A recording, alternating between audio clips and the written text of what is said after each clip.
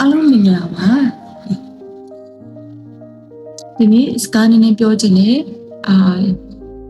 ဂျင်ဆဆုံမဲ့မောင်လေးညီမလေးတွေအတွက်ကိုပြောပြချင်တာပါနော်ခုမှဂျင်ဆဆုံမဲ့ဆိုရင်အလေးတွေအများကြီးနိုင်အောင်မဟုတ်ဘူးပြီးတော့ခန္ဓာကိုယ်ကအကြောတွေကတောက်တိတ်မှုတွေရှိနေအောင်ပဲ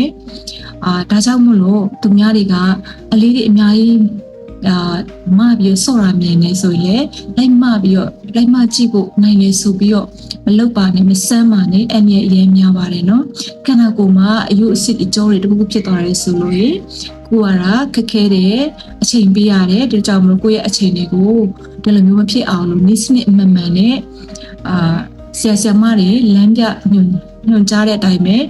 step by step သွားပါတခြားလေးဆော့ပါပုံမှန်ဆော့ပါဒါဆိုရင်အမြဲကကိနဲ့ကျက်မှချက်ခိုင်တဲ့ဘဝကိုရပါ